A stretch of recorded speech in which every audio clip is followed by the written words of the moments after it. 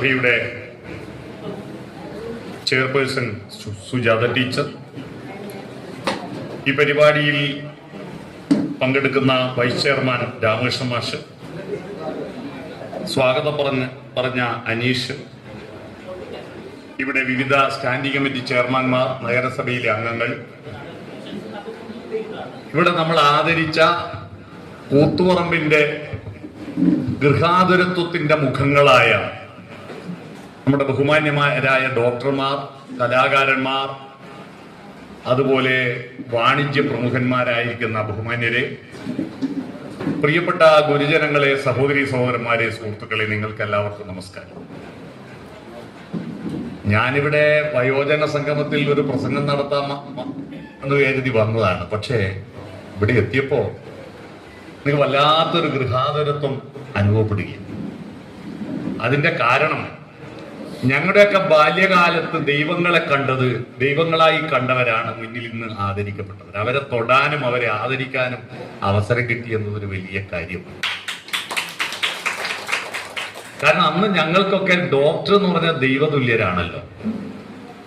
എനിക്കിപ്പോ ഒരു ഓർമ്മ വരുന്നത്, കേരള ടാക്കീസിൽ ശാലിനി എന്ന എൻ്റെ കൂട്ടുകാരി എന്ന് പറഞ്ഞ സിനിമ കളിക്കുക. ആ സിനിമ കാണാൻ അമ്മയുടെ കൂടെ വന്നു. ആ സിനിമയിൽ അവസാന ഓപ്പറേഷൻ കഴിഞ്ഞിട്ട് ഈ നായിക മരിക്കുന്ന ആ രംഗത്ത് എനിക്ക് സഹിക്കാൻ പറ്റുന്നില്ല. സങ്കടം. ഞാൻ തലയുറ്റി വീണുപോയി. തലയുറ്റി വീണിട്ട് എന്താ ചെയ്യേണ്ടതെന്ന് അറിയില്ല. അപ്പോ എൻ്റെ അച്ഛൻ ജോലി ചെയ്യുന്ന ഒരു തോട്ടത്തിന്റെ ഉടമ അന്ന് കൂത്തുപറമ്പിലെ ജനതാ മെഡിക്കൽസിന്റെ അസ്വാജിയാണ്. അസ്വാജീനെ ഒന്ന് വിളിക്കാൻ പറഞ്ഞു. അങ്ങനെ അസ്വാജീന്റെ മകൻ മൂസൂട്ടി കാറും എടുത്തിട്ട് എന്നെ കൂട്ടി കൊണ്ടുപോയി റഷീദ് ഡോക്ടറെ അടുത്ത് കൊണ്ടുപോയത് എനിക്കിപ്പോ, ചെറിയ കുട്ടിയാണ് ഞാൻ, എനിക്ക് മറന്നുമില്ല. റഷീദ് ഡോക്ടറെ ആദ്യമായിട്ട് ഞാൻ കാണുന്ന അന്നാണ്. ഞാൻ വിചാരിച്ച് ഞാൻ ചത്തുവെന്ന് വിചാരിച്ചിങ്ങനെ നിൽക്കുമ്പോൾ റഷീദ് ഡോക്ടർ എന്തിൻ്റെ അവിടെ പേടിക്കുന്നു എന്ന് പറഞ്ഞിട്ട് ചിരിച്ചുകൊണ്ടെന്ന് കണ്ട ആ മുഖം ഞാൻ മറന്നുപോയില്ല. അതിനുശേഷം പിന്നെ ഗോപിനാഥൻ ഡോക്ടർ, ബാലേന്ദ്രൻ ഡോക്ടർ, അതുപോലെ പിന്നെ ഗീത ഡോക്ടർ, രാഘവൻ ഡോക്ടർ, ഇവരെല്ലാം ഇപ്പൊ എന്റെ പ്രസംഗത്തിലെ കഥാപാത്രങ്ങളാണ്. ഇവരത് കേട്ടിട്ടുണ്ടോന്ന് എനിക്കറിയില്ല. രാഘവൻ ഡോക്ടർ അദ്ദേഹത്തിന്റെ മരുമകനെ കുറിച്ച് പറഞ്ഞ, ബാംഗ്ലൂരിലുള്ള മരുമകനെ കുറിച്ച് പറഞ്ഞ അനുഭവങ്ങൾ ഞാൻ മിക്ക കോളേജുകളിലും പറയാറുണ്ട്. ഗീത ഡോക്ടറെ പറ്റിയിട്ട് രാമായണത്തിലെ ഗർഭസ്ഥ ശിശുവിന്റെ വളർച്ചയുമായി ബന്ധപ്പെട്ട ഒരു വിഷയത്തെ പറ്റി പറയുമ്പോൾ ഞാൻ ഗീത ഡോക്ടറുമായിട്ട് ബന്ധപ്പെടുത്തിയിട്ട് പറയാം. ഹക്ക് ഡോക്ടർ എന്റെ നാട്ടിലെ ചിറ്റാരിപ്പറമ്പുകാരൻ തന്നെയാണ്. ചിറ്റാരിപ്പറമ്പിൽ ഞങ്ങൾ ജനപ്രതിനിധികൾ പോകുന്നതിനേക്കാൾ രോഗികളെ കാണാനും മരിച്ച വീട്ടിലും പോകുന്ന ആള് ഹക്ക് ഡോക്ടർ. ബാലേന്ദ്രൻ ഡോക്ടർ പിന്നെ എപ്പോഴും ഞങ്ങള് പണ്ട് സംഭാവന പിരിവിന് കോളേജിൽ പഠിക്കുന്ന കാലത്ത് ഇലക്ഷൻ ഫണ്ടിന് പോകുന്നതിനുള്ള പരിചയം. അന്ന് മുതൽ പോയാല് ഞങ്ങൾ പുറത്തിറങ്ങുന്ന രോഗികൾ മുഴുവൻ ഞങ്ങളെ ചീത്ത പറയും. കാരണം എന്താ പറയും, ഒരു അരമണിക്കൂർ വർത്താനം പറയും. ഇവര് പുറത്ത് ആളിയിരുത്തിയിട്ട് നമ്മളോട് വർത്താനം പറയും, രാഷ്ട്രീയം പറയും. അങ്ങനെയുള്ള, അതുപോലെ ബേബി ബേക്കേഴ്സിന്റെ ഉടമ, ഞാൻ മിക്ക 2 മാസം കൂടുമ്പോൾ ഗൾഫിൽ ഒരു പരിപാടിക്ക് പോയി. ഞാൻ ആ പരിപാടിക്ക് പോകുമ്പോ ബേബിയിൽ നിന്നുള്ള എന്തെങ്കിലും ഒരു ഐറ്റം ബിസ്ക്കറ്റ് വാങ്ങിയിട്ടാ പോകും, അവിടെയുള്ള സുഹൃത്തുക്കൾക്ക് കൊടുക്കാൻ വേണ്ടി. അവിടെ എത്തുമ്പോ ബേബിയിലെ ഐറ്റം എന്ന് പറയുമ്പോൾ അവിടെ അതിന്റെ മൂല്യം കണ്ടത്, അജ്മീർ ദർഗ കാണാൻ ഞാൻ പോയിരുന്നു. അവിടുന്ന് കുറച്ച് നൂല് വാങ്ങി.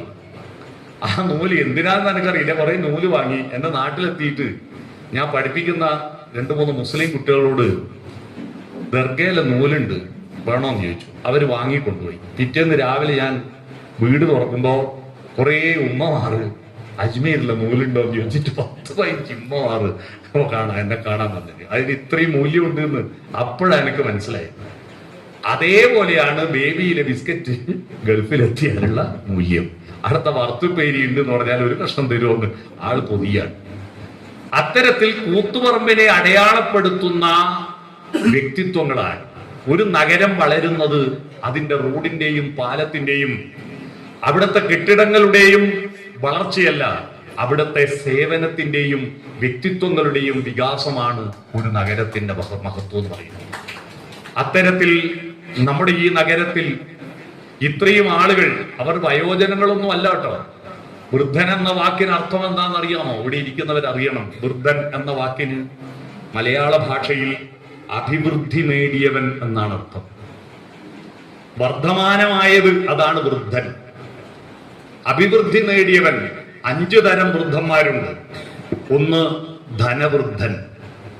ധനവൃദ്ധൻ എന്ന് പറഞ്ഞാൽ ഒരുപാട് പൈസ ബാങ്കിലിട്ടവര് ധനവൃദ്ധരല്ല.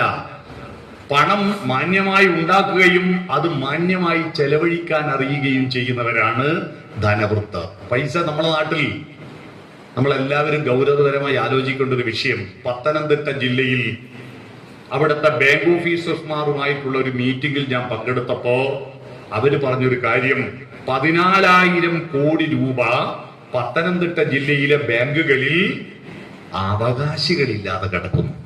14,000 കോടി രൂപ. ഒരുപാട് കഷ്ടപ്പെട്ടിട്ട് മക്കൾക്കും വേണ്ടി അധ്വാനിച്ചിട്ട് മക്കൾ അറിയില്ലത്.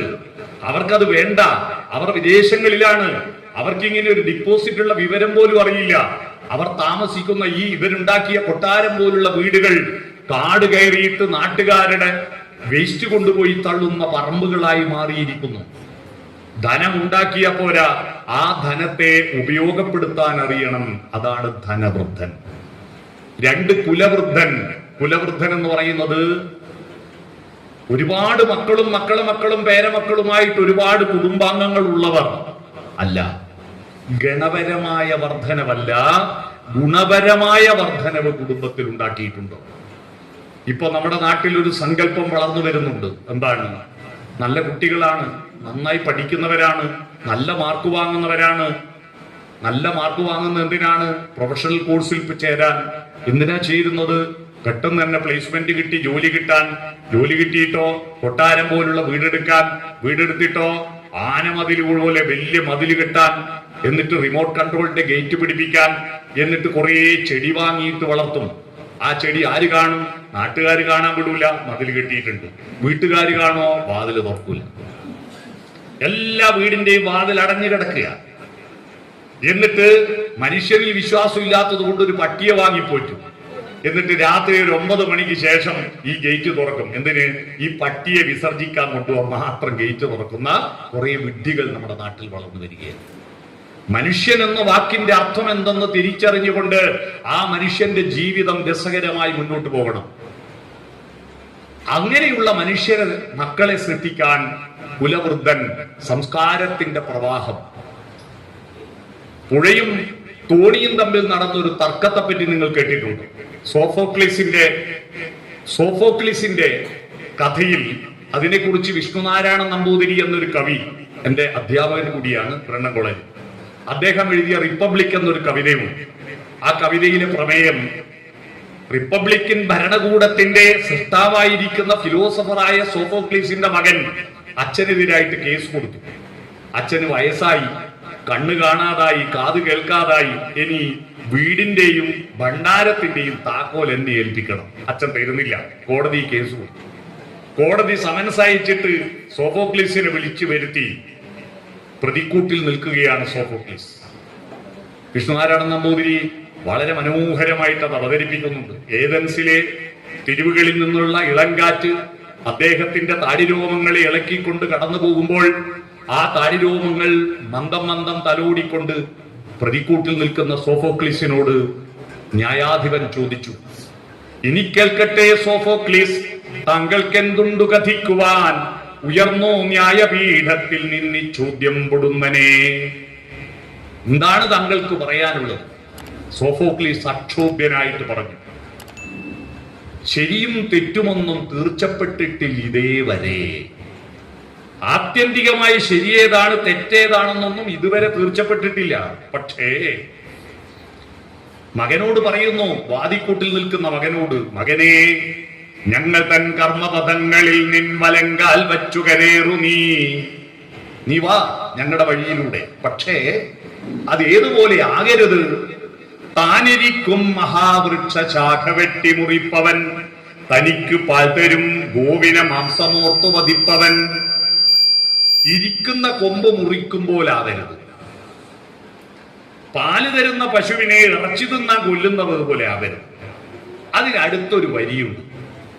എത്ര മനോഹരമായ ഒരു അലങ്കാരമാണത്. നൗക മഹാനദിയെ ധിക്കരിക്കുമ്പോലാകരുത്. നൗക എന്ന് പറഞ്ഞാൽ തോണി. തോണിയും പുഴയും തമ്മിൽ ഒരു തർക്കം നടന്നു. ആരാണ് കേമൻ, പ്രഗത്ഭൻ എന്നായിരുന്നു തർക്കം. ആ തർക്കത്തിൽ വിജയിച്ചത് തോണിയാണ്. കാരണം മാനദണ്ഡ പ്രകാരം ആരാണ് മേലെ അവൻ പ്രഗത്ഭൻ, ആരാണ് താഴെ അവൻ പ്രഗത്ഭനല്ലാത്തവൻ. തോണി മേലെയാണ്, പുഴ അടിയിലാണ്. അപ്പൊ തോണി വിജയിച്ചു. തോണി വിജയിച്ചപ്പോ പുഴ പറഞ്ഞു, ആയിക്കോട്ടെ ഞാനങ്ങ് വറ്റിക്കളയാം. പുഴയങ്ങ് വറ്റിക്കളഞ്ഞാ പിന്നെ തോണിക്ക് പ്രസക്തിയുണ്ടോ? ഇവരാണ് പുഴ, നമ്മളതിലെ തോണി മാത്രമാണ്. നമ്മുടെ കഴിഞ്ഞുപോയ തലമുറയാകുന്ന പുഴയിൽ ഒഴുകുന്ന തോണി മാത്രമാണ് പുതിയ തലമുറ. ആ സംസ്കാരത്തിന്റെ പ്രവാഹത്തെ, പുഴയെ കുളമാക്കി കെട്ടിക്കിടക്കാൻ അനുവദിക്കാതിരിക്കാനാണ് വയോജന സംഗമം. എന്തിനാണ് നിങ്ങൾ ഇവിടെ വരുത്തിയത്? നിങ്ങളുടെ നടത്ത മത്സരം ഞാൻ കണ്ടു. ഈ പ്രായത്തിലും ചെറുപ്പക്കാരേക്കാൾ നല്ല എനർജറ്റിക് ആയിട്ട് നടക്കുന്നു. ധനഞ്ജയേട്ടന്റെ നടത്തം ഞാൻ വീഡിയോ പിടിച്ചിട്ട് എയറിലാക്കിയിട്ടുണ്ട് കേട്ടോ, എയറിലാക്കിയിട്ടുണ്ട്. ഞാൻ പറഞ്ഞു വന്നത്, ചലിക്കണം, അനങ്ങാതിരിക്കാനല്ല മനുഷ്യന്റെ ജീവിതം.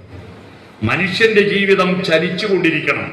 കാരണം പ്രകൃതിയുടെ അടിസ്ഥാന ഘടകം, പ്രകൃതിയുടെ ഒരു ഒറ്റ നിയമമേ ഉള്ളൂ, ഒരു രാഷ്ട്രീയമേ ഉള്ളൂ പ്രകൃതിക്ക്. ആ രാഷ്ട്രീയം ചലനമാണ്. വായു ചലിക്കുന്നു, വെള്ളം ചലിക്കുന്നു, നമ്മൾ ചലിക്കുന്നു, ഭൂമി ചലിക്കുന്നു, ഉപഗ്രഹങ്ങൾ ചലിക്കുന്നു. ചലനം ചലനം ചലനം. മനോഹരമായ ഒരു പഴയ പാട്ടോർമ്മയുണ്ട്. മാനവ ജീവിത പരിണാമത്തിൻ മയൂര സന്ദേശം. ചലനം ചലനം ചലനം. ചലിച്ചുകൊണ്ടിരിക്കണം. രണ്ട് ചലനമുണ്ട്. ഒന്ന് ശരീരത്തിന്റെ ചലനം, രണ്ട് മനസ്സിന്റെ ചലനം. ശരീരം മാത്രം ചലിച്ചാൽ പോരാ, മനസ്സ് ചലിച്ചുകൊണ്ടിരിക്കണം, ഓർമ്മിച്ചുകൊണ്ടിരിക്കണം. മറവി ഉണ്ടാകും. എനിക്ക് മറവിയാണെന്ന് എപ്പോഴും പറയുന്നത് ശരിയല്ല. ലോകത്തെ ഏറ്റവും ബുദ്ധിയുള്ള മനുഷ്യനാരാന്നറിയുമോ? ഏറ്റവും IQ ഉപയോഗിച്ച മനുഷ്യൻ ആൽബർട്ട് ഐൻസ്റ്റീൻ ആണ്. ഏറ്റവും കൂടുതൽ ബുദ്ധിയുള്ള മനുഷ്യൻ. ഏറ്റവും കൂടുതൽ മറവിയുള്ള മനുഷ്യനാരാന്നറിയുമോ? അതിനൊരു കഥ പറയാം.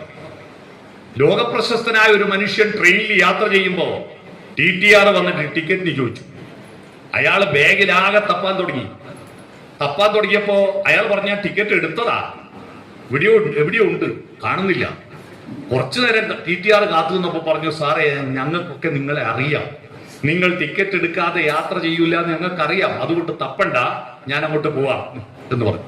TTR പോയിട്ടും ഇയാൾ തപ്പല് തുടങ്ങപ്പോ ഇയാള് ബാഗെല്ലാം വാരി വലിച്ചിട്ട് തപ്പുമ്പോ അടുത്തിരിക്കുന്ന ആള് ചോദിച്ചു, ആ ടിക്കറ്റ് വേണ്ടെന്ന് അയാൾ പറഞ്ഞിട്ട് പിന്നെ നിങ്ങൾ എന്തിനാ തപ്പിക്കൊണ്ടിരിക്കുന്ന? അപ്പൊ ഇയാൾ പറയാ, ടിക്കറ്റ് കിട്ടിയാലേ എനിക്ക് ഇവിടെ ഇറങ്ങണ്ടെന്ന് ഓർമ്മ വരൂ. ഇറങ്ങേണ്ട സ്ഥലം ഓർമ്മിക്കണ്ടേ? അത് ആരാന്നറിയോ? ഇതേ ആൽബർട്ട് ഐൻസ്റ്റീൻ. എന്ന് പറഞ്ഞാൽ ഏറ്റവും ബുദ്ധിയുള്ള മനുഷ്യന് ഏറ്റവും വലിയ ഓർമ്മക്കേടുമുണ്ട്. അതുകൊണ്ട് ഓർമ്മക്കേടുണ്ടാകുന്നത് ഒരു കുറ്റമായിട്ട് തെറ്റിദ്ധരിക്കണ്ട. ഓർമ്മയുള്ളവർക്ക് ഓർമ്മക്കേടും ഉണ്ടാകും.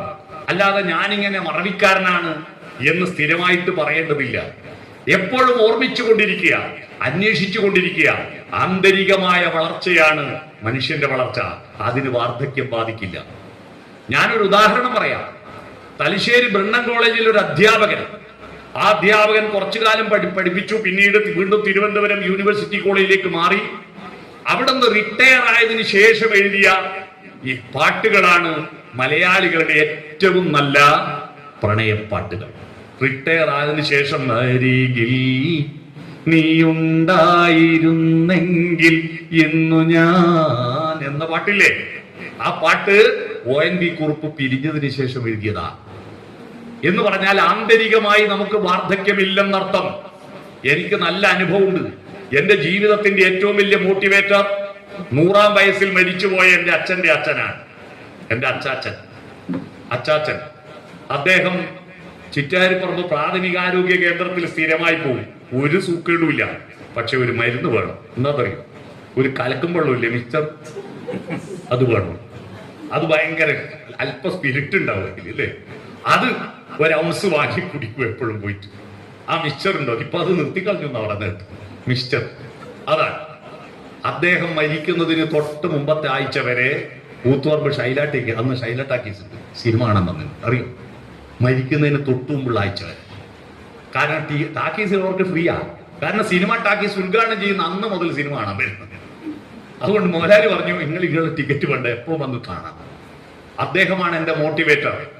അദ്ദേഹമാണ് എനിക്ക് പുരാണ കഥകളുടെ വിമർശനാത്മക പഠനം പറഞ്ഞു തന്നത്. പുരാണ കഥകൾ ദൈവയെ എന്ന് പറഞ്ഞ് മാത്രം വായിക്കാനുള്ളതല്ല, അതിൻ്റെ അകത്തുള്ള ആന്തരികമായ അർത്ഥതലങ്ങളെ പറ്റി എനിക്ക് പറഞ്ഞു തന്ന അദ്ദേഹമാണ്. അദ്ദേഹം സ്കൂളിലേ പോയിട്ടില്ല. പക്ഷെ അദ്ദേഹം, ഞാൻ ഈ നേരത്തെ പറഞ്ഞ അസ്വാജിയിലെ ജനതാ മെഡിക്കൽസിന്റെ അസ്വാജിയുടെ റബ്ബർ തോട്ടത്തിൽ 16 കൊല്ലം ടാപ്പിംഗ് തൊഴിലാളിയായിരുന്നു. ഞാൻ ആ പണിയെടുക്കുമ്പോഴാണ് നിർമ്മലഗിരിയും ബ്രണ്ണനിലൊക്കെ പഠിച്ചത്. രാവിലെ ടാപ്പ് ചെയ്തിട്ട് പോരാലോ. രാവിലെ ഞാൻ 4:45 പുറപ്പെടുമ്പോ അപ്പൂപ്പൻ ഒരു കഷ്ണം കടലാസിൽ ഒരു കുറിപ്പ് തരും. ആ കുറിപ്പ് അദ്ദേഹം പഠിച്ച ഒരു ശ്ലോകമായിരിക്കും. ടാപ്പിംഗ് കഴിഞ്ഞ് തിരിച്ചു വരുമ്പോഴേക്ക് ആ ശ്ലോകം ബൈഹാർട്ടാക്കിയിട്ട് അദ്ദേഹത്തിന് പറഞ്ഞു കൊടുക്കണം. അതാണ് എൻ്റെ ജീവിതത്തിന്റെ ഏറ്റവും വലിയ മൂലധനം. ബാങ്ക് ഡിപ്പോസിറ്റ് അല്ല. ഞാൻ എത്ര ദിവസം റബ്ബർ ടാപ്പിംഗ് ജോലിക്ക് പോയിട്ടുണ്ടോ അത്ര ശ്ലോകങ്ങൾ എനിക്ക് ബൈഹാർട്ടാണ്. ഞാനിത് പറയാൻ കാരണം, കുലവൃദ്ധൻ എന്ന് പറയുന്നത് മക്കളെ സൃഷ്ടിച്ചവർ മാത്രമല്ല, മക്കൾക്ക് ആന്തരികമായ വെളിച്ചം കൊടുത്തവരാണ്. നമ്മുടെ പുതിയ തലമുറയ്ക്ക് ആന്തരികമായ വെളിച്ചം കൊടുക്കുന്നതിൽ നമ്മൾ ഇപ്പൊ പരാജയപ്പെട്ടു പോകുന്നു. അവർക്ക് ഭക്ഷണം കൊടുക്കുന്ന, അവർക്ക് വസ്ത്രം കൊടുക്കുന്ന, അവർക്ക് കിടന്നുറങ്ങാൻ വീടുണ്ടാക്കി കൊടുക്കുന്ന ആ ദൗത്യം ചെയ്തതുകൊണ്ട് നമ്മൾ കുടുംബനാഥനാവുന്നില്ല. അവരുമായിട്ട്, അവരുടെ മനസ്സുമായിട്ട് നമ്മൾ സഹനാവവതു കേട്ടിട്ടുണ്ടോ? സഹനാവവതു സഹനൗ ഭുനക്തു എന്ന മന്ത്രം കേട്ടിട്ടുണ്ടോ? ഈ മന്ത്രങ്ങളുടെ ഒന്നും അർത്ഥം ആരും അന്വേഷിക്കില്ല. ഒരുമിച്ച് ചർച്ച ചെയ്തിട്ട് നമ്മുടെ സംസ്കാരം അവർക്ക് പകർന്നു കൊടുക്കണം. മനുഷ്യൻ എന്ന വാക്കിന്റെ നിർവചനം എന്താണെന്ന് ചോദിച്ചാൽ സിമ്പിളായിട്ട് പറയാം. ഭൂതകാലത്തിന്റെ ഓർമ്മകളിൽ നിന്നും അറിവുകളിൽ നിന്നും ഊർജം ശേഖരിച്ച് വർത്തമാന കാലഘട്ടത്തിന്റെ യാഥാർത്ഥ്യങ്ങളുമായി ഒരച്ചു കത്തിച്ച് അതിന്റെ വെളിച്ചത്തിൽ ഭാവി കാലത്തെ രൂപപ്പെടുത്തുന്നവരെയാണ് മനുഷ്യൻ എന്ന് പറയുക. നമ്മൾ എവിടെ നിന്നോ വന്നു ഞാൻ എന്നറിയുന്നവർക്ക് എവിടേക്കോ പോണു ഞാൻ എന്ന തിരിച്ചറിവുണ്ടാവും. ആ തിരിച്ചറിവുണ്ടാവണമെങ്കിൽ ആന്തരിക വെളിച്ചം നേടാൻ വിളക്കുമരമേ വെളിച്ചമുണ്ടോ? ആ വിളക്കുമരങ്ങളെയാണ് ഇവിടെ ആദരിച്ചത്. മനസ്സിലായോ? ഇവർ വിളക്കുമരങ്ങളാണ്. അതിൽ നിന്ന് പ്രകാശം ഏറ്റെടുക്കുമ്പോഴാണ് നമ്മൾ സംസ്കാരമുള്ളവരാവുന്നത്. അവരുടെ അടുത്ത് പോയിരിക്കുമ്പോ നമ്മുടെ ആന്തരിക വെളിച്ചം വളരും. മനുഷ്യൻ മൃഗത്തിൽ നിന്ന് വ്യത്യസ്തനായത് അതിന്റെ രൂപഭാവങ്ങൾ കൊണ്ടല്ലല്ലോ. രൂപം കൊണ്ട് നമ്മുടെ ശരീരവും മൃഗത്തിന്റെ ശരീരവും വലിയ വ്യത്യാസമൊന്നുമില്ലല്ലോ. 2 കണ്ണാണ്, മൂക്കിന് 2 ദ്വാരമാണ്, 2 ചെവിയാണ്, ചോരക്ക് നിറം ചുവപ്പാണ്, അസ്ഥിക്ക് നിറം വെളുപ്പാണ്. കൊമ്പുള്ള മൃഗവും കൊമ്പില്ലാത്ത മൃഗമുണ്ട്. നമ്മൾ കൊമ്പില്ലാത്ത മൃഗമാണ്. വാലുള്ള മൃഗവും വാലില്ലാത്ത മൃഗമുണ്ട്. ചിമ്പൻസി, ഒറാങ്കുട്ടൻ, ഗൊറില്ല, ഇതിനൊന്നും വാലില്ല. അതിന്റെ ലേറ്റസ്റ്റ് വേർഷനാണ് നമ്മള്. അപ്പൊ വാലില്ലാത്ത മൃഗമാണ് നമ്മള്. കാല് നമുക്കും 2 അല്ല 4 ആയിരുന്നു. ജനിച്ചപ്പോ ആദ്യം തന്നെ നമ്മൾ മുട്ടും കുത്തി നടക്കുമ്പോ 4 കാലിലല്ലേ നടന്നത്. പിന്നീട് പല കുറി വീഴുമ്പോൾ നടക്കാൻ പഠിച്ചതാ, പലവട്ടം കരയുമ്പോൾ ചിരിക്കാൻ പഠിച്ചതാ. നമുക്കും കാല് 4 ആയിരുന്നു. അപ്പൊ മനുഷ്യനും മൃഗവും ശരീരം കൊണ്ട് വ്യത്യാസമൊന്നുമില്ല. എപ്പോഴാണ് നമ്മൾ വ്യത്യസ്തനാവുന്നത്? നമ്മുടെ ആന്തരികമായ വെളിച്ചം. അതുകൊണ്ട് ഭാരതത്തിലെ ആദ്യത്തെ പ്രാർത്ഥന എന്താണെന്നറിയാമോ? ഭാരതത്തിലെ ആദ്യത്തെ പ്രാർത്ഥന ഓം നമഃശിവായ, ഓം നാരായണായ എന്നൊന്നുമല്ല. ആദ്യത്തെ പ്രാർത്ഥന അതൊരു മതത്തിന്റെ പ്രാർത്ഥനയായിട്ട് ആരും വ്യാഖ്യാനിക്കരുത്. കാരണം ഈ പ്രാർത്ഥന ഉണ്ടാകുന്ന കാലത്ത് രാമായണം എഴുതിയിട്ടില്ല, മഹാഭാരതം എഴുതിയിട്ടില്ല, രാമനില്ല, കൃഷ്ണനില്ല, ഒരു മതങ്ങളും ഇല്ല. ഈ പ്രാർത്ഥന ഉണ്ടാകുന്ന കാലം ആ പ്രാർത്ഥന വേദങ്ങൾ അതിന്റെ മൂലമന്ത്രമായി ഉച്ചരിക്കുന്ന പ്രാർത്ഥനയാണ്. ആ പ്രാർത്ഥന എന്താണെന്നറിയോ? ആ പ്രാർത്ഥനയെ കുറിച്ച് വയലാർ രാമവർമ്മ ഒരു പാട്ട് എഴുതിയിട്ടുണ്ട്. ഒക്ടോബർ മാസം 27 വയലാറിന്റെ ചരമദിനം. വയലാർ രാമവർമ്മ ഒരു പാട്ട് എഴുതിയിട്ടുണ്ട്. ആ പാട്ടിലെ ആദ്യത്തെ വരി ഞാൻ പറയാം. വയോജനങ്ങളാണല്ലോ, അടുത്ത വരി നിങ്ങൾക്ക് ഓർമ്മയുണ്ടോ നോക്കാലോ. ഓർമ്മയുണ്ടോ? ആ വരി നിങ്ങൾ ചൊല്ലിയാൽ ആ വരിയാണ് പ്രാർത്ഥന.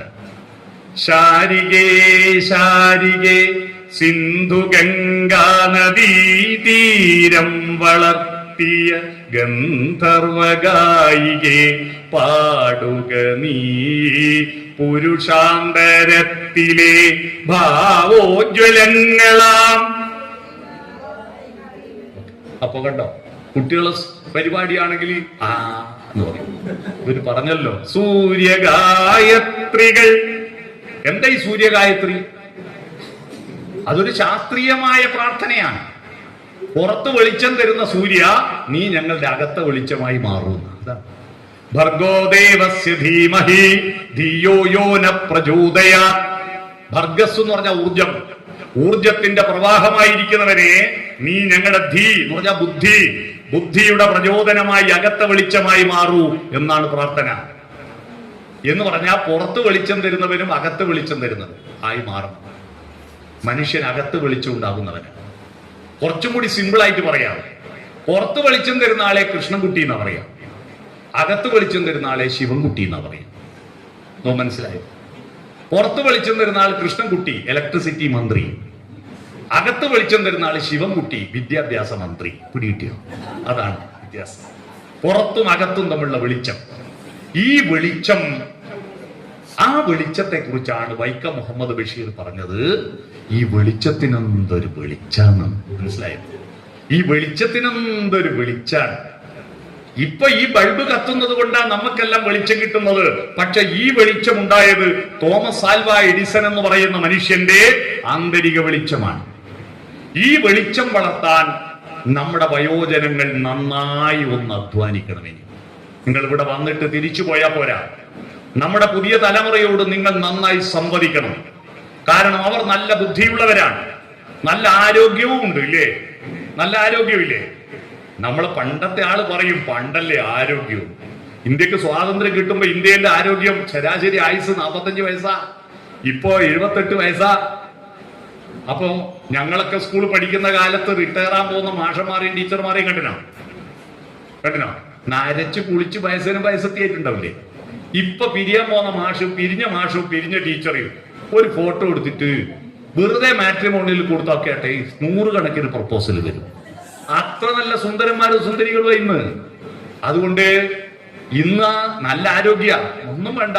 എന്റെ ബാല്യത്തിൽ ഈ ഡോക്ടർമാരെടുത്ത് നമ്മൾ അച്ഛനും അമ്മയും കൂട്ടി വരുന്ന കാലത്ത് മൂക്കുന്നൊലിക്കുന്ന പുകയിലത്തണ്ട് പോലത്തെ ഗ്രഹണി രോഗം വന്നിട്ട് ചുമരിന് കിണ്ണഞ്ചാരി പോലത്തെ വലിയ വയറുമായിട്ട് നടക്കുന്ന വൃത്തികെട്ട കോലം കെട്ട കുട്ടികളായിരുന്നില്ലേ അന്ന്? ഇന്ന് ഇവിടെ പീഡിയാട്രിഷ്യൻ ഉണ്ട്, ഡോക്ടറുണ്ട്, ബാലേന്ദ്രൻ ഡോക്ടറുണ്ട്. ഇന്ന് വരുന്ന കുട്ടികളെ കണ്ട എന്ത് സുന്ദരന്മാരും സുന്ദരികളാണ്, എത്ര സ്മാർട്ടാണ് കുട്ടികൾ. നല്ല ആരോഗ്യമാണ് നമ്മുടെ കുട്ടികൾക്ക്. ബുദ്ധിയോ മാർക്കാണെങ്കിൽ അതിനേക്കാൾ ഭയങ്കരമാണ്. പണ്ടല്ല ഒരു ഡോക്ടർ എന്ന് പറഞ്ഞാൽ ഒരു അത്ഭുതമായിരുന്നില്ലേ? ഇപ്പൊ നാട്ടിലല്ല എത്ര ഡോക്ടർമാരാ. നല്ലോണം പഠിക്കുന്നുണ്ട് കുട്ടികള്. പക്ഷെ എന്താ പിന്നെ പ്രശ്നം? എവിടെ എത്തിയാലും പ്രായമായവർ ഒത്തുചേരുമ്പോ കുട്ടികളെ പറ്റി കുറ്റപ്പെടുത്തുക. ഈ കുറ്റപ്പെടുത്തൽ പണ്ട് തുടങ്ങിയതാ. മഹാഭാരതത്തിൽ ധൃതരാഷ്ട്ര പറയുന്നുണ്ട് ദുര്യോധനെ കുറിച്ച്, നമ്മുടെ കുമാരനൊരു ചൊല്ലുകുറിയില്ല, നന്മ വരുവാൻ ഒരു മനസ്സും അവരില്ല. ഈ കുറ്റപ്പെടുത്തൽ തുടരുന്നിടത്തോളം കുട്ടികൾ നന്നാവാൻ പോകുന്നില്ല. ആ കുറ്റപ്പെടുത്തുന്നതിന്റെ കാരണം മൂന്നാമത്തൊരു ഘടകം അവർക്ക് കൊടുക്കുന്നതിൽ നമ്മുടെ കുടുംബ ബന്ധങ്ങളും നാട്ടുബന്ധങ്ങളും പരാജയപ്പെടുന്നു. ആ മൂന്നാമത്തെ ഘടകം ആരോഗ്യം, ബുദ്ധി. മൂന്നാമത്തെ ഘടകത്തിന്റെ പേര് മനസ്സ് എന്നാണ്. ഈ മനസ്സ്, സംസ്കാരമുള്ള ഒരു മനസ്സ് രൂപപ്പെടാൻ ഭക്ഷണത്തിൽ നിന്ന് കിട്ടില്ല, പാഠപുസ്തകത്തിൽ നിന്ന് കിട്ടില്ല. അതിന് കുടുംബങ്ങൾ, പ്രായമായ മനുഷ്യർ, അവരുമായിട്ടുള്ള നല്ല കമ്മ്യൂണിക്കേഷനിലൂടെ മാത്രമേ നമ്മുടെ കുട്ടികളുടെ മനസ്സ് വളർത്താൻ പറ്റൂ. അതുകൊണ്ട് നിങ്ങൾ അടങ്ങിയിരിക്കരുത്. നിങ്ങൾ അവരിലേക്ക് ഇഴുകിച്ചേരും. അവരുടെ ശരീരത്തെ കൺട്രോൾ ചെയ്യുന്ന ഒരു പ്രക്രിയ ഉണ്ടല്ലോ. നമ്മൾ കേരളത്തില് ഹിന്ദു കുടുംബങ്ങളിൽ 28ാമത്തെ ദിവസം പേര് വിളിക്കുന്ന ഒരു പരിപാടി. 28ന്റെ കണക്ക് നക്ഷത്രങ്ങൾ നോക്കിയിട്ടാണല്ലോ നമ്മുടെ ഡേറ്റ് ഓഫ് ബർത്ത്. ഇവിടെ ഇരിക്കുന്ന അധികാക്കും 3 ദിവസം ജന്മദിനാഘോഷിക്കാൻ പോക്കുണ്ട്. എന്താണെന്നറിയോ? ഒന്ന്, ഒറിജിനലായിട്ട് ജനിച്ച പഞ്ചായത്തിൽ മുനിസിപ്പാലിറ്റിയിൽ രജിസ്റ്റർ ചെയ്തത്. 2, മലയാള മാസവും നക്ഷത്രവും. അല്ലേ? അത് നോക്കുമല്ലേ, നക്ഷത്രം നോക്കും. 3ാമത്തത് LP സ്കൂളെ ഹെഡ്മാഷ് നിശ്ചയിച്ച ഒരു ജന്മതീയതി ഉണ്ടാവും. കാരണം അന്ന് സ്കൂളിൽ ചേർക്കാൻ പോകുമ്പോ കൃത്യ ഡേറ്റ് ഒന്നും ആർക്കും ഓർമ്മയുണ്ടാവില്ല. എന്റെ അച്ഛനോട് നാരായണ എപ്പോഴാ ഇവനെ പെറ്റെന്ന് തുടിക്കള സ്കൂളെ കുഞ്ഞിരാമാഷി ചോദിച്ചപ്പോ അച്ഛൻ പറഞ്ഞു കൊരളിമലക്ക് പൊനംകൃഷി നടത്തിയ കൊല്ലാ പെറ്റ്. അതേത് കൊല്ലാണ്? അന്നേരം പറഞ്ഞു കണ്ണവും പാലത്തിന്റെ കണ്ണടഞ്ഞിട്ട് വെള്ളപ്പൊക്കെ ഉണ്ടായ കൊല്ല. മാഷക്ക് ഇത് ഇടുന്ന് മനസ്സിലാവും. അവസാനം മാഷ് നിശ്ചയിച്ചു ജൂണിൽ 5 വയസ്സ് തികയണമെങ്കിൽ മെയ്യിലെങ്കും പ്രസവിക്കണം. മെയ് 4 നിന്റെ ജന്മദിനം. മാഷ് നിശ്ചയിച്ചു. അതാ എന്റെ SLC ബുക്കിലുള്ളത്. മെയ് 4. എന്റെ ക്ലാസ് പഠിച്ച കുട്ടികൾ മുഴുവൻ മെയ് 4 പറ്റത്. ഇതങ്ങാറ്റ കുറെ കാലം കഴിഞ്ഞ് ആരും ഗവേഷണം നടത്തിയിട്ടുണ്ട്. പറയും പണ്ട് 1980 മുമ്പ് കേരളത്തിലെ സ്ത്രീകളെല്ലാം ക്യാമ്പ് നടത്തിയിട്ട് ഒന്നിച്ചാ പ്രസവിക്കലെന്ന് തോന്നും. ഇതിന്റെ ഡേറ്റ് ഓഫ് ബർത്ത് വെച്ച് പഠനം നടത്തിയ അല്ലേ? അങ്ങനെ 3 ജന്മദിനം ഉണ്ടാവും. അപ്പൊ നക്ഷത്രം 27. ചന്ദ്രന് 27 ഭാര്യയുണ്ടെന്നാണ്. 27 ഭാര്യ. ആ 27 ഭാര്യയാണ് 27 നക്ഷത്രം. ഏറ്റവും പ്രിയപ്പെട്ട ഭാര്യ ആരാന്നറിയാം? മുസ്ലിം ലീഗുകാർക്കറിയാം. ചന്ദ്രന്റെ ഏറ്റവും പ്രിയപ്പെട്ട ഭാര്യ മുസ്ലിം ലീഗിന്റെ ചിഹ്നമില്ലേ ചന്ദ്രക്കലിയും, അതിന്റെ അടുത്തൊരു നക്ഷത്രം ചിത്ര നക്ഷത്രം. പക്ഷെ മുസ്ലിം ലീഗുകാർക്ക് ഇത് ചിത്രയാണെന്നൊന്നും അറിയില്ല. ചിത്ര നക്ഷത്രമിന്ന് രാവിൽ ശീതാംശുവിനോടൊത്തു ചേരുവാനോടി അണഞ്ഞതെന്തേന്നൊരു പാട്ട് കേട്ടില്ലേ? അതിൻ പൊരുൾ നിനക്കേതും അറിയില്ലല്ലോ. പണ്ട് ചന്ദ്രൻ എന്ന് പറയുന്നത് ഒരു നക്ഷത്രങ്ങളുടെ രാജാവാന്ന സങ്കല്പം. പിന്നെ മനസ്സിലായത് നക്ഷത്രമല്ല, ഗ്രഹമല്ല, ഉപഗ്രഹം മാത്രമാണെന്ന് പിന്നെ മനസ്സിലായി. ഞാൻ പറഞ്ഞു വന്നത് ആ 27 നക്ഷത്രം കഴിഞ്ഞിട്ട് ഒരു കുട്ടീന്റെ ജന്മനക്ഷത്രം ഫസ്റ്റിൽ വരിക 28-ാം ദിവസം. പേര് വിളിക്കും, പാല് കൊടുക്കും, അരയിലൊരു നൂലും കെട്ടും. ഞാൻ പല പണ്ഡിതന്മാരോടും ആധ്യാത്മിക പ്രഭാഷകന്മാരോടും ഒക്കെ ഞാൻ ചോദിച്ചു, ഈ അരയിലെ നൂല് കെട്ടുന്നത് എന്തിനാ? അതിന്റെ അർത്ഥം എന്താ? ആരും ഒരു ഉത്തരം പറഞ്ഞില്ല. ഇതുപോലൊരു വയോജന സംഗമം പാട്യം പഞ്ചായത്ത് നടത്തി, പത്തായക്കുന്ന് സ്കൂളിലാ നടത്തി. അന്ന് ഞാൻ ചോദിച്ചപ്പോ റിട്ടയർ ആയ ഒരു സാവിത്രി ടീച്ചർ പറഞ്ഞു, അരയിലെ നൂല് കിട്ടുന്നതിന്റെ ഉത്തരം ആരും പറഞ്ഞില്ല മോനെ. ഇല്ല. എന്നാ എനിക്കൊരു ഉത്തരം തോന്നുന്നുണ്ട്, പറയട്ടെ? പറഞ്ഞോ. ടീച്ചർ പറഞ്ഞ മറുപടിയാണ്, ആരാടോ കുട്ടീനെ ഗർഭം ധരിക്കുന്നത്? അമ്മ. പ്രസവിക്കുന്നത് അമ്മ. മുലയൂട്ടുന്നത് അമ്മ മാത്രം. കുളിപ്പിക്കുന്നത് അമ്മ. എല്ലാം അമ്മ ചെയ്യുന്നു. എന്നാ കുട്ടി അമ്മേന്റെ മാത്രമല്ലല്ലോ, അച്ഛന്റെ കൂടിയല്ലേ. അപ്പൊ അച്ഛനൊരു പരാതി വേണ്ടെന്ന് വിചാരിച്ചിട്ട് 28-ാമത്തെ ദിവസം കുട്ടീനെ പാർട്ടീഷൻ ചെയ്ത് 2ആക്കി നടുക്കൊരു അതിരിടുന്ന, പകുതി അച്ഛന് പകുതി അമ്മക്ക്. അതിനായി അരയിലെ നൂല് കിട്ടും. മനസ്സിലായി? അങ്ങനെയാണോ? അല്ല. ഈ നൂലെന്ന് പറയുന്ന ഒരു സംസ്കാരത്തിന്റെ പ്രതീകമാണ്. നൂലിന്റെ പ്രത്യേകത പിരിച്ചു പിരിച്ചു നീട്ടാം. നമ്മുടെ സംസ്കാരം നമ്മൾ ഉണ്ടാക്കിയതല്ലല്ലോ. എന്റെ അച്ഛനും അമ്മയും പിരിച്ചതിന്റെ ബാക്കിയല്ലേ ഞാൻ പിരിച്ചത്. എന്റെ അച്ഛൻ വന്നപ്പാലം നാരായണക്കുറുപ്പ് പിരിച്ചതിന്റെ ബാക്കി ഞാൻ പിരിക്കുന്നു. ഓറെ അച്ഛൻ ഇടവന നാരായണ നമ്പ്യാർ പിരിച്ചതിന്റെ ബാക്കി എന്റെ അച്ഛൻ അല്ലേ അച്ഛൻ പിരിച്ചു. ഓറെ അച്ഛൻ തോലമ്പ്ര പൈതലമ്പ്യാർ പിരിച്ചതിന്റെ ബാക്കി എന്റെ അച്ചാച്ചൻ പിരിച്ചു. ഓറെ അച്ഛൻ കോളാരി കേളപ്പൻ നമ്പ്യാർ പിരിച്ചതിന്റെ ബാക്കി എന്റെ അച്ചാച്ചന്റെ അച്ഛൻ പിരിച്ചത്. ഇത്ര ആള് പേരെനിക്കറിയാം. ആളെ കണ്ടില്ലേ? ഞാൻ അച്ചാച്ചനോട് ചോദിച്ചിട്ടുണ്ട്, നിങ്ങളുടെ അച്ചാച്ചന്റെ പേരും അച്ഛമ്മേന്റെ പേരിലും ഞാൻ ചോദിച്ചിട്ട് എഴുതി വെച്ചിട്ടുണ്ട്. തലമുറ തലമുറ കൈമാറി വരുന്നതാണ് സംസ്കാരം. ആ സംസ്കാരം കൊണ്ട് ശരീരത്തെ പിടിച്ചു ബന്ധിക്കുമ്പോ നമ്മൾ അവനോട് പറയുന്നു, നിന്റെ ശരീരമല്ല നീ. ശരീരത്തിന് കണ്ടതെടുത്ത് വിസർജിക്കരുത്, കണ്ടെടുത്ത് പോയി ഉറങ്ങരുത്, കണ്ടെടുത്ത് പോയി അല്ലേ ഭക്ഷിക്കരുത്. നമ്മുടെ ഉദ്ഘാടക ഇവിടെ എത്തിയത് കൊണ്ട് ഞാൻ നീട്ടുന്നില്ല. അങ്ങനെ പല പല തലമുറ കൈമാറി വന്ന സംസ്കാരം കൊണ്ട് നമ്മുടെ ശരീരത്തെ പിടിച്ചു കെട്ടുകയും മനസ്സിന്റെ ആകാശം വളർത്തുകയുമാണ് എന്താണ് നമ്മുടെ ലക്ഷ്യം. മനസ്സിലായില്ലേ? നമ്മുടെ ലക്ഷ്യം ആ സംസ്കാരത്തിന്റെ തുടർച്ചയാണ്.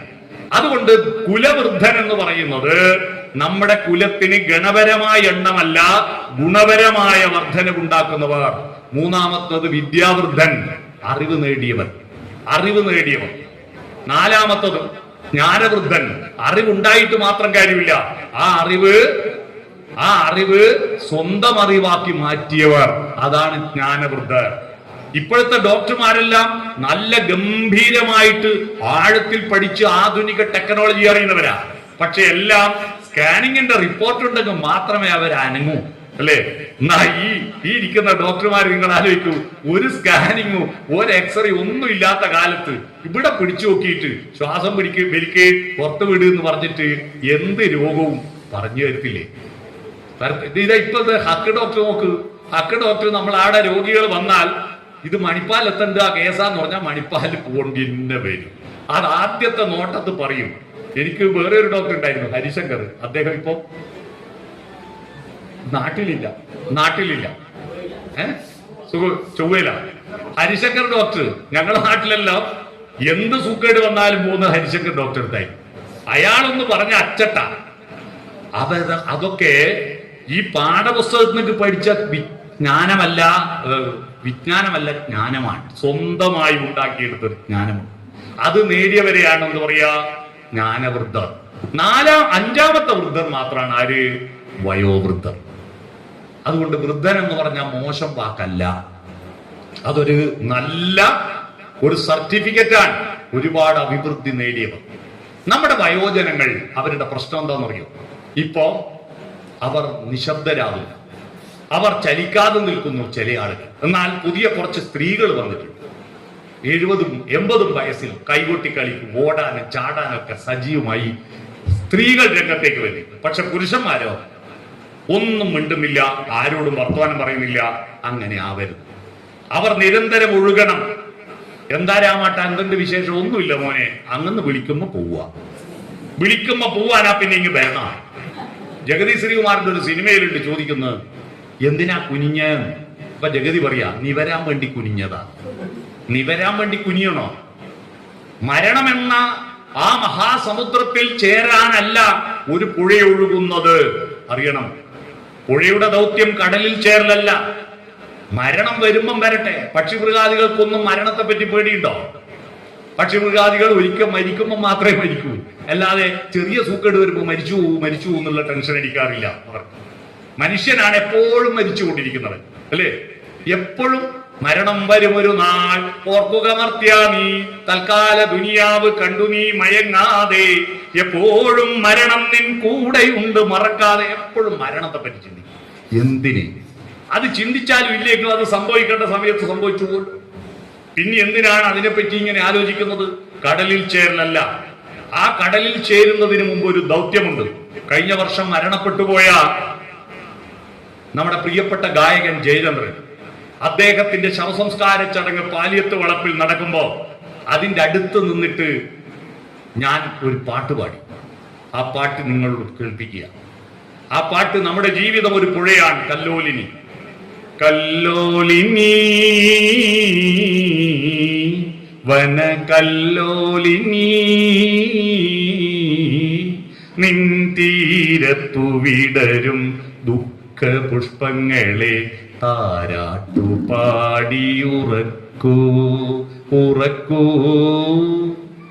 കടലിലെത്തുന്നത് വരെയുള്ള തീരത്ത് വിടരുന്ന സസ്യലതാദികളെ, ജന്തുപക്ഷി മൃഗാദികളെ അതിന് ആർദ്രത കൊടുത്തു നനവ് കൊടുത്തിട്ട് ചലിച്ചുകൊണ്ടിരിക്കുക. അതാണ് പുഴയുടെ ദൗത്യം. ഇപ്പോ അമീബിക് മസ്തിഷ്ക ജ്വരം വരുന്നോണ്ട് കുളത്തുനിന്ന് കുളിക്കല്ലേ എന്നല്ലേ പറയുന്നത്, പുഴയെന്ന് കുളിക്കല്ലേ എന്ന് പറഞ്ഞിട്ടില്ല. പുഴ ഒഴുക്ക് വെള്ളത്തിൽ അഴുക്കില്ല, ചലിച്ചുകൊണ്ടിരിക്കുക. നിങ്ങൾ ആവുന്ന മട്ടിൽ മനസ്സ് ചലിപ്പിക്കാൻ വായിച്ചു കൊണ്ടിരിക്കുക, വർത്തമാനം പറഞ്ഞുകൊണ്ടിരിക്കുക, ചിന്തിച്ചുകൊണ്ടിരിക്കുക, എന്തെങ്കിലും വീട്ടുജോലികൾ, ചെറിയ ചെറിയ ജോലികൾ ചെയ്തുകൊണ്ടിരിക്കുക. നിങ്ങളുടെ ശരീരത്തിലെ കോശങ്ങളും അതിലെ രക്തവോട്ട ഒഴുക്കും ചലിക്കട്ടെ, മനസ്സ് ചലിക്കട്ടെ. നിങ്ങൾ അനങ്ങുക. അടങ്ങിയിരുന്നാൽ ചെതല് പിടിച്ചു പോകും, വാൽമീകമാവും, കുറ്റായി പോകും. അതുകൊണ്ട് എപ്പോഴും ചലിക്കുക. അത്തരത്തിൽ എനർജറ്റിക്കായ ഒരു വാർദ്ധക്യം നിങ്ങൾക്കുണ്ടാവണം. നിങ്ങളെ പ്രതീക്ഷിച്ച് ഒരുപാട് ആളുകളുണ്ട് നമ്മുടെ നാട്ടിൽ. നിങ്ങളുടെ കൂട്ടായ്മകൾ വളർത്തണം. നിങ്ങൾ വാതിൽ തുറക്കണം, പുറത്തിറങ്ങണം. പുതിയ തലമുറയുമായിട്ട് നിങ്ങൾ കമ്മ്യൂണിക്കേഷൻ, സോഫ്റ്റനായ കമ്മ്യൂണിക്കേഷൻ ഉണ്ടാക്കണം. അത് മാത്രം പറഞ്ഞിട്ട് ഉദ്ഘാടക എത്തിയതുകൊണ്ട് ഞാൻ നീട്ടുന്നില്ല. എങ്ങനെയാണ് സോഫ്റ്റനായ കമ്മ്യൂണിക്കേഷൻ ഉണ്ടാക്കുക? സോഫ്റ്റനായ കമ്മ്യൂണിക്കേഷൻ ഉണ്ടാക്കാൻ സോഫ്റ്റിന്റെ സ്പെല്ലിങ് SOFTEN. ഈ 6 അക്ഷരത്തിന് ഒരു വാക്ക് ഞാൻ പറഞ്ഞുതരാം. എസ് എന്ന് പറഞ്ഞാൽ സ്മൈൽ എന്നാണ്, പുഞ്ചിരിക്കുക. അതിന് ടാക്സ് അടക്കണ്ടല്ലോ. പുഞ്ചിരിക്കാൻ അറിയുന്ന ഒരേ ഒരു ജന്തു ആരാ? മനുഷ്യനല്ലേ, അല്ലേ? കഴിഞ്ഞ ഒക്ടോബർ 1 ഒരു സ്കൂളിൽ ഒരു പരിപാടി വെച്ചു, ഗ്രാൻഡ് ഫാദർ ഗ്രാൻഡ് മദർ സംഗമം. അന്ന് വയോജന ദിനല്ലേ.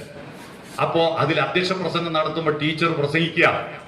ഈ വയോജനങ്ങളെ മുഴുവൻ ഒരു സൈഡിൽ എത്തിയിട്ട് കുട്ടികളോട് പറയുക, ഇവരെ സ്നേഹിക്കണം, സഹായിക്കണം, പരിഗണിക്കണം. ആ കൂട്ടത്തിൽ ടീച്ചർ ഒരു ഉദാഹരണം പറഞ്ഞു. പഴുത്ത പ്ലാവില വീഴുമ്പോ പച്ചപ്ലാവില ചിരിക്കും, പക്ഷെ പച്ചപ്ലാവിൽ ഇതുപോലെ ഒരു കാലം പഴുത്ത് വീഴും, അതുകൊണ്ട് ചിരിക്കല്ലേ എന്ന് പറഞ്ഞു. കുട്ടികളില്ല എന്ന് പറഞ്ഞു. അപ്പൊ ഒരു വിനീത് എന്ന് പറഞ്ഞ ഒരു 6ാം ക്ലാസ്സുകാരൻ, ധർമ്മടത്താണ് ഇത് സംഭവം, 6ാം ക്ലാസ്സുകാരൻ എഴുന്നേറ്റിട്ട്, ടീച്ചറെ ഒരു സംശയം, എന്താ പഴുത്ത പ്ലാവിലെ വീഴുമ്പോ പച്ചപ്ലാവിലെ ചിരിക്കാണ്ടെന്നാ പഴുക്കാണ്ടിരിക്കുക? എന്തായാലും പഴുക്കൂലേ, പിന്നെ ചിരിക്കുന്നല്ലേ നല്ല, അതുകൊണ്ട് പുഞ്ചിരിക്കുക. നിങ്ങൾ പുഞ്ചിരിച്ചാ പോരാ, നിങ്ങളുടെ വീട് പുഞ്ചിരിക്കുക. വീടിന്റെ ചുണ്ടാണ് മുന്നിലത്തെ വാതിൽ. രാവിലെ എഴുന്നേറ്റ് ആ വാതിലൊന്ന് തുറക്കും, അവിടെ ഒരു അത്ഭുതമുണ്ട്. സുപ്രഭാതം സുപ്രഭാതം സുപ്രഭാതം ഇല്ലേ? ആ പ്രഭാതത്തെ ഒന്ന് കാണുക. അവിടെ ഒരു പാട്ട്, പഴയ പാട്ടൊന്ന് പാട്. കുട്ടികൾ കേൾക്കുന്നില്ലേ? നിങ്ങൾ സ്വയം പാട്. പ്രഭാതം വിടരും പ്രദോഷം വിടരും പ്രതീചിരണ്ടും കണ്ടു നിൽക്കും, ഉദയമില്ലാതില്ല അസ്തമനം, ഉണരൂ മനസ്സേ ഉണരൂ. ഒന്ന് പുഞ്ചിരിക്കുക. രണ്ടാമത്തത് ഓപ്പൺ ഹേർഡ്, ഹൃദയം തുറന്ന് വർത്താനം പറയാം. ദുഷിപ്പല്ല. അതാരാ പോകുന്നു? ഗോപാലൻകുട്ടിയെ മഹാവൃത്തിയിട്ട് ബഷീർ തീരെ പോക്ക, പഞ്ചായത്ത് മെമ്പർ ഒരു ചുക്കിന് കൊടുക്കും, മുനിസിപ്പൽ ചെയർമാൻ മഹാവത്ത്, MLA അയിലും പോക്ക്, മന്ത്രിമാരെല്ലാം ഭക്ഷണന്മാര് എല്ലാരും മോശം, ഒരാളെ ഉള്ളൂ ലോകത്ത് നല്ല, അതാരാ? ഞാൻ മാത്രം. ഇത് കേട്ടിട്ട് കുട്ടികളുടെ ഭാവം, I am okay, you are not okay, ഞാൻ മാത്രം ശരി, നിങ്ങളൊന്നും ശരിയല്ല. ഇത് മാറ്റിയിട്ട് പരുക്കനാണ് ഈ ലോകം. പക്ഷെ ആരാമങ്ങളുമുണ്ട് ഇവിടെ. സുഗതകുമാരിയുടെ വരി ഓർക്കുക. ഇവിടെ പൂന്തോട്ടങ്ങളുമുണ്ട്, അതിനെ കാട്ടിക്കൊടുക്കുക. ഹൃദയം തുറന്ന് വർത്തമാനം പറയാം. എപ്പോഴും മൊബൈൽ നോക്കുന്നതിന് പകരം അതെല്ലാം കൂട്ടി, TV കൂട്ടിയിട്ട് വട്ടത്തിലിരുന്ന് പ്രായമുള്ളവരും കുട്ടികളും എല്ലാം വർത്തമാനം പറയാൻ ഒരു 1/2 മണിക്കൂർ നിങ്ങൾ നിങ്ങളുടെ വീട്ടില് അജണ്ട നിശ്ചയിക്കുക, സമയം നിശ്ചയിച്ചിരിക്കണം. ഹൃദയം തുറക്കുക. മൂന്നാമത്തത് ഫോർവേഡ് ലീൻ, നമ്മൾ കുട്ടികളിലേക്ക് താഴുക, എന്നാൽ കുട്ടികൾ നമ്മളിലേക്ക് ഉയരും. മുനിസിപ്പൽ ചെയർമാന്റെ വീട്ടിൽ ഒരു കുട്ടി വന്നു, എടുക്കണമെന്ന് വാത്സല്യം, ഞാൻ ചെയർമാനാ, കുനിയില്ല എന്ന് പറഞ്ഞാൽ എടുക്കാൻ പറ്റുമോ? കുട്ടിയിലേക്ക് കുനിഞ്ഞാലല്ലേ കുട്ടി തന്നിലേക്ക് ഉയരൂ. അതുകൊണ്ട് ഫോർവേഡ് ലീൻ. അടുത്തത് ടച്ച്, തൊടണം. നമ്മുടെ മക്കളുടെ ത്വക്കിൽ, നമ്മുടെ കണ്ണ്, മൂക്ക്, നാക്ക്, കാത്, ഇത് 4ഉം മുഖത്താണ്. പക്ഷെ മേലാസകലമുള്ള ഒരു ഇന്ദ്രിയമുണ്ട്, അതാണ് ത്വക്ക്. അത് സോപ്പിട്ട് പതപ്പിക്കാനും പൗഡർ ഇട്ട് പൂശാനുള്ളതല്ല. അവിടെ സ്നേഹഗ്രന്ഥിയുണ്ട്, അവിടെ രോമാഞ്ചമുണ്ട്. അല്ലേ? രോമാഞ്ചം അവിടെയല്ലേ? രോമമില്ലാത്തവർക്ക് തോലാഞ്ചം ഉണ്ടാവും. അതാണ് അവിടെ. തൊടണം, ടച്ച് ചെയ്യണം. നിങ്ങൾ നിങ്ങളുടെ മക്കളെ എത്ര വലിയവരായാലും അവരെ തൊട്.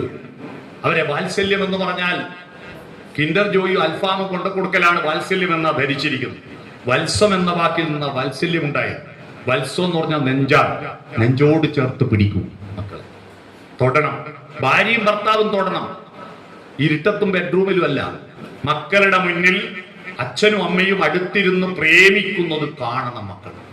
നമ്മുടെ കുട്ടികൾ പ്രേമം എന്ന് പറഞ്ഞാൽ തെറ്റിദ്ധരിക്കപ്പെട്ടിരിക്കുന്നു, വിവാഹം വരെയുള്ളതാണ് പ്രേമമെന്ന്. നോ, പ്രേമം മരണം വരെ വികസിക്കേണ്ടതാണ്. മരിക്കുന്നത് വരെ പ്രേമിച്ചു കൊണ്ടിരിക്കും.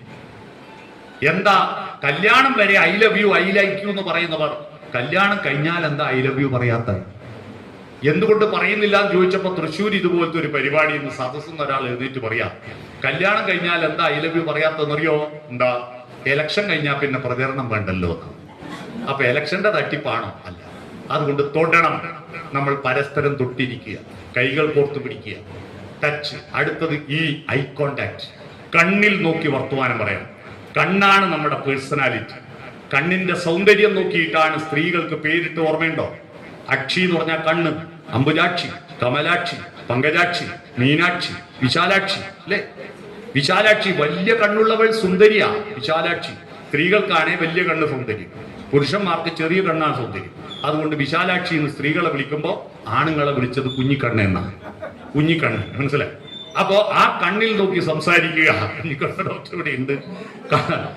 കണ്ണിൽ നോക്കി സംസാരിക്കുക. അടുത്തത് നോഡിങ്. നോഡിങ് എന്ന് പറഞ്ഞാൽ തലകുലിക്കുക, പരസ്പരം അംഗീകരിക്കുക. കുട്ടികൾ പറഞ്ഞാലും ഭാര്യ പറഞ്ഞാലും മക്കൾ പറഞ്ഞാലും അത് ചെവിക്കൊള്ളുന്നു എന്ന് സമ്മതിച്ചു കൊടുക്കാൻ തയ്യാറാവുമ്പോ അവരുടെ നെഞ്ചിൽ, ചങ്കിൽ നിങ്ങൾക്ക് ഇടമുണ്ടാകും. തലകുലിക്ക് സമ്മതിക്കുക. ഇത്രയേ വേണ്ടൂ. സ്മൈൽ, ഓപ്പൺ ഹെഡ്, ഫോർവേഡിൽ ടച്ച്, ഐ കോണ്ടാക്ട്, നോഡിങ്. പുഞ്ചിരിക്കുക, ഹൃദയം തുറക്കുക, മുന്നോട്ട് വിരിയ, തൊടുക, കണ്ണിൽ നോക്കി സംസാരിക്കുക, തലകുലിക്കുക.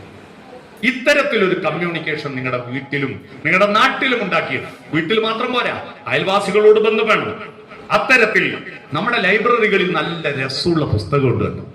ആ പുസ്തകം നിങ്ങൾക്ക് വായിക്കാൻ പ്രയാസമുണ്ടെങ്കിൽ നിങ്ങൾ കുട്ടികൾക്ക് കൊടുത്തിട്ട് അവരോടൊന്ന് വായിച്ചു തരാൻ പറയൂ. ആ വായിച്ചു തരാൻ പറഞ്ഞാൽ അതായിരിക്കും അവരുടെ ജീവിതത്തിൽ എന്നെ വായനക്കാരനാക്കിയത്. പഴയ ഒരുപാട് പുസ്തകങ്ങളുമായിട്ട് ഇവിടെ പാറാൽ നിന്ന് അങ്ങോട്ട് പോകുന്ന റോഡ് ഉണ്ട്, അറിയാമോ? സ്റ്റാലിൻ പാലം റോഡ്. ഇദ്ദേഹം എന്റെ വീട്ടിൽ വന്നിട്ട് താമസിക്കും. ഓരോ പഴയ പുസ്തകം എടുത്തിട്ട് ഓർക്ക് കണ്ണിൽ വായിക്കുമ്പോൾ കണ്ണിന്ന് വെള്ളം വരും, വായിക്കാനാവും. എന്നോട് പറയും വായിച്ചു കൊടുക്കാൻ പറയും. അങ്ങനെ വായിച്ചു കൊടുത്തിട്ടാണ് ഞാനൊരു നല്ല വായനക്കാരനായത്. സ്റ്റാലിൻ പാലാട്ടനാണ് എന്നെ വായനക്കാരനാക്കിയത്. അപ്പൊ അതുകൊണ്ട് നിങ്ങൾ കുട്ടികൾക്ക് പുസ്തകം എത്തിച്ചു കൊടുത്തിട്ട് വായിച്ചു തരാൻ പറയും. എന്നാൽ അവരും അത് വായിക്കുമല്ലോ. ബിരിയാണി വാങ്ങിക്കൊടുത്താ പോരാ, ബിരിയാണി എന്ന് പറഞ്ഞ കഥ വായിക്കണം. ബിരിയാണി എന്ന് പറഞ്ഞ കഥ വായിക്കണം. പ്രകാശം പരത്തുന്ന പെൺകുട്ടിയെ കണ്ടിട്ടുണ്ടോ നിങ്ങൾ? ടി പത്മനാഭന്റെ ഏറ്റവും നല്ല കഥയാണ് പ്രകാശം പരത്തുന്ന പെൺകുട്ടി. അത് വായിക്കണം. നെയ്പായസം വെച്ചു കൊടുക്കണം മക്കൾക്ക്. വിവാഹ വാർഷികത്തിനും മറ്റൊന്നുമല്ല.